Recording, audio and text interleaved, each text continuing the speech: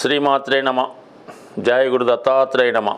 ఈ వీడియోలో మనం జనవరి 19వ తారీఖు నుంచి 25వ తారీఖు మధ్యలో జరగబోయే వారఫలాలు వృషభ రాశి వారికి ఏ విధంగా ఉంటున్నాయి అని పరిశీలించినప్పుడు ఈ రాశి వారికి ఈ వారంలో ఒక అద్భుతమైనటువంటి కర్మయోగం ప్రారంభం అవడం జరిగింది. అది రాశి అందే గురుగ్రహం సంచరిస్తున్నప్పుడు సాధారణంగా జాతకుడికి మంచి ఫలితాలు రావడం జరుగుతూ ఉంటుంది.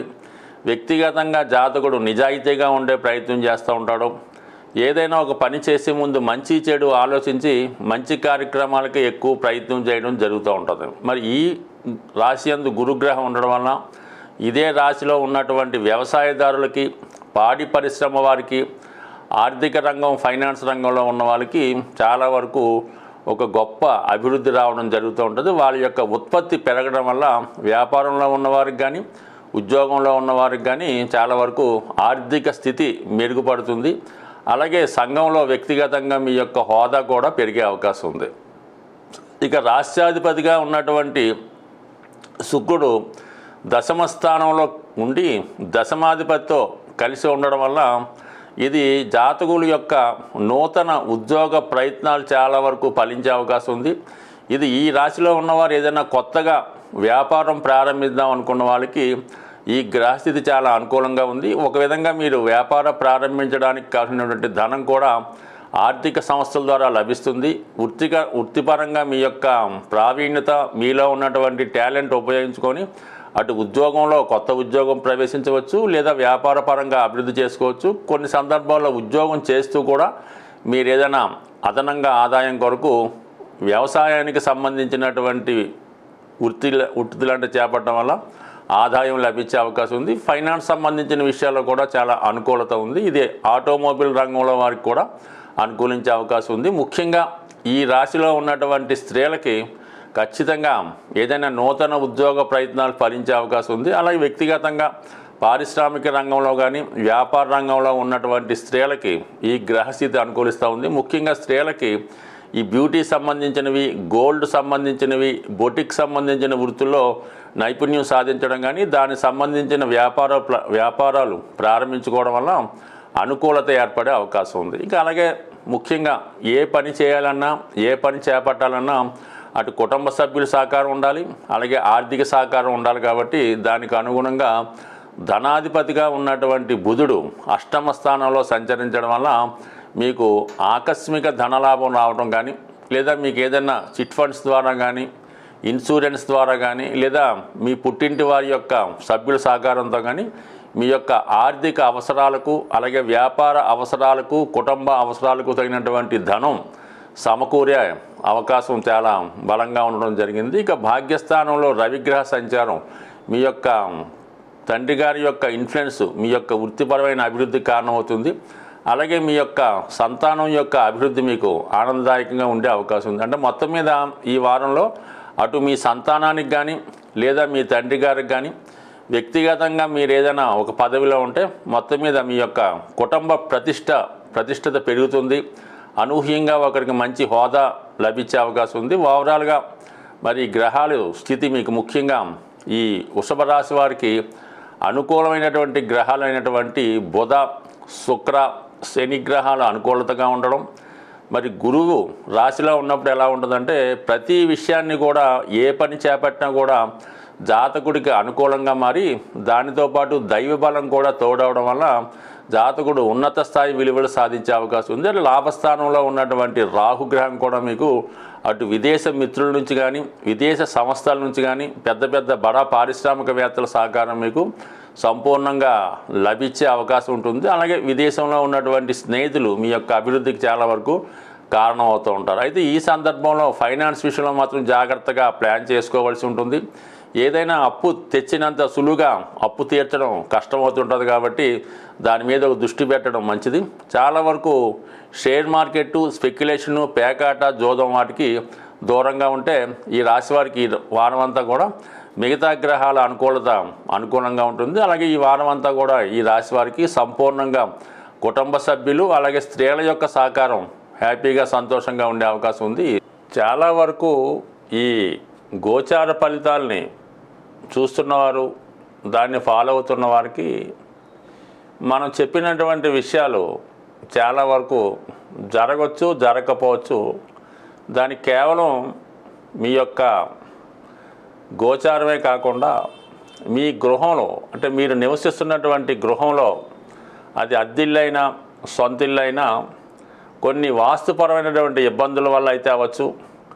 అలాగే కొంతమందికి, కొన్ని రాసుల వారికి, కొన్ని వర్గుల వారికి కొన్ని దిక్కులు ఇబ్బందికరంగాను అనుకూలంగా ఉండే అవకాశం ఉంటుంది. అంటే మనం అనుకూలమైనటువంటి ఫేసింగ్లో మెయిన్ గుమ్మం ఫలానా దిక్కులో ఉన్నప్పుడు కొంతమందికి అనుకూలించే అవకాశం ఉంది. సాధారణంగా మనం గృహంలో నివసిస్తున్నప్పుడు ఆర్థిక పరంగా చాలా ఇబ్బందులు పడుతున్నాం, అప్పులు ఎంత కష్టపడినా తీరడం లేదనుకున్నప్పుడు ఖచ్చితంగా గృహంలో వాయువ్య దోషం ఉండే అవకాశం ఉంటుంది. అలాగే ఉత్తర దిక్కు కూడా కొంతవరకు దోషం ఉండే అవకాశం ఉంటుంది. కాబట్టి దాన్ని సరి చేసుకోవడం వల్ల కొంతవరకు ఆ సమస్య నుంచి బయటపడవచ్చు. అలాగే గృహంలో తరచూ భార్యాభర్తల మధ్య గొడవలు జరుగుతున్నాయి. ముఖ్యంగా భర్త, ఆ ఇంటి యజమాని వ్యసనాల పాలై ఏదో ఒక బలహీనతకి, తాగుడో వ్యభిచారమో ఇంకోటో చేస్తూ భార్యని ఇబ్బంది పెట్టడం, అలాగే భార్య కూడా ఏదో ఒక అనారోగ్య సమస్య వల్ల వైవాహిక జీవితానికి, అంటే వారి యొక్క సంబంధానికి దూరంగా ఉండడం జరుగుతూ ఉంటుంది. అంటే ఆ గృహంలో ఖచ్చితంగా ఆగ్నేయపరమైనటువంటి దోషం ఉండే అవకాశం ఉంది. అంటే ఆగ్నేయంలో ఏదైనా దోషం కానీ, వాటర్ ట్యాంకులో, సెప్టిక్ ట్యాంకులో ఇలాంటివి ఉండడం వల్ల, ఆ వంటింట్లో సరైనటువంటి వెలుతురు లేకపోవడం వల్ల కొన్ని ఇబ్బందులు ఆగ్నేయంలో ఉంటే ఇటువంటి ఇబ్బందులు తరచూ వస్తుంటాయి. ముఖ్యంగా ఆ గృహంలో ఉన్నటువంటి ఆడపిల్లలకి వివాహం వాయిదా పడుతూ ఉంటుంది. ఇక ఈశాన్య దోషం ఉన్నప్పుడు ఆ గృహంలో ఎన్ని పూజలు చేసినా, ఎన్ని వ్రతాలు చేసినా కూడా ఎటువంటి ఫలితం ఉండదు. ఆ కుటుంబంలో మగపిల్లలు నిరుద్యోగులుగా ఉంటారు, తండ్రి గారితో విభేదాలు వచ్చే అవకాశం ఉంది. అటువంటప్పుడు ఈశాన్య దోషాన్ని సరి చేసుకోవాల్సి ఉంటుంది. ఇక నైరుతి దోషం ఉన్నప్పుడు తరచూ కోర్టు కేసులు, ఇంట్లో ఏదో ఒక పిల్లలకి యాక్సిడెంట్ అవ్వడమో, పెద్దవారికి యాక్సిడెంట్ అవ్వడమో, ఏదో ఒక అనారోగ్యం రావడం, తరచూ హాస్పిటల్ చుట్టూ తిరగవలసి ఉంటుంది. అటువంటప్పుడు నైరుతి దోషం ఉందని గమనించి దాన్ని సరి చేసుకోవాల్సి ఉంటుంది. అలాగే ఆ కుటుంబంలో వివాహం అయింది, కొత్తగా 5 సంవత్సరాలు 6 సంవత్సరాలు అయినా కూడా వివాహం జరిగినా కూడా సంతానం కలగడం లేదు అన్నప్పుడు కూడా మీకు నైరుతి దోషం ఉండొచ్చు. లేదా నైరుతి వీధిపోటు లాంటివి ఉండడం వల్ల కూడా ఆ వంశం అక్కడితో ఆగిపోయే అవకాశం ఉంది. అలాగే ఈశాన్యం ఎటువంటి ఇబ్బంది ఉన్నా కూడా మరి ఆ వంశం అభివృద్ధి చెందకుండా ఉండే అవకాశం ఉంది. ఎప్పుడన్నా సరే ఒక గృహంలో ఈశాన్య దోషం ఉంటే కంపల్సరీగా నైరుతి దోషం ఉంటుంది. ఆగ్నేయ దోషం ఉంటే వాయువు దోషం ఉండే అవకాశం ఉంది. ఇక వాయువు దోష ప్రభావం ఏంటంటే ఇంట్లో ఏదో లవ్ అఫేర్సు, అక్రమ సంబంధాలు ఉండే అవకాశం ఉంది.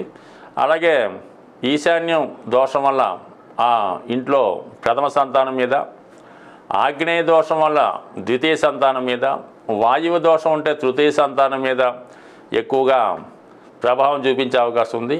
ఒక గృహంలో తూర్పు కంప్లీట్గా స్ట్రగుల్ అయినప్పుడు, తూర్పు సంబంధించిన ఈ దోషం ఉన్నప్పుడు కేవలం ఆ గృహంలో స్త్రీ సంతానం మాత్రమే కలుగుతూ ఉంటారు. అలాగే ఉత్తర దిక్కు ఏమాత్రం వాస్తుపరంగా ఇబ్బందులు ఉన్నా, టాయిలెట్స్ వంటి ఉన్నా కూడా మరి ఆర్థికపరమైన సమస్యలు, అలాగే ఆ కుటుంబ యజమానురాలకి, స్త్రీకి ఏదో ఒక అనారోగ్య సమస్య, ముఖ్యంగా పిల్లలు నిరుద్యోగులుగా ఉండడం, ధనం సంపాదించకపోవడం, ప్రతి విషయానికి కూడా ఆ కుటుంబ పెద్ద మీద ఆధారపడి ఉండడం, ఏదైనా వాస్తుపరమైనటువంటి దోషాలు చాలా వరకు జాతకుడి మీద ప్రభావం చూపిస్తూ ఉంటాయి. జాతకుడి యొక్క దశ బాగున్నంతకాలం వాస్తు పెద్దగా ఏమీ ఇబ్బంది పెట్టదు. ఎప్పుడైతే జాతకంలో చెడు గ్రహాల దశలు కానీ, ఏలినాటి శని మొదలగు లాంటి గోచార ప్రారంభమైనప్పుడు వాస్తు కూడా ప్రభావం చూపడం జరుగుతూ ఉంటుంది. బట్ రెండు కూడా ఏదైనా జీవితం బాగుపడాలి, మనం అన్ని విషయాల్లో అభివృద్ధి చెందాలంటే మీ యొక్క జాతకంతో పాటు కంపల్సరీగా మీరు నివసిస్తున్నటువంటి గృహం యొక్క వాస్తు కూడా సరి చేసుకోవడం వల్ల అటు కుటుంబంలో అందరూ కూడా క్షేమంగా ఉండే అవకాశం ఉంది. ఒకసారి ఇటువంటి ఇబ్బందులు ఉన్నవారు మీకుగా పరిశీలించుకోండి. మంచి శాస్త్రజ్ఞుని చూపించి సరి చేసుకుంటే మరి రాబోయే రోజులు అదృష్టంగా మారే అవకాశం ఉంటుంది. స్వస్తి.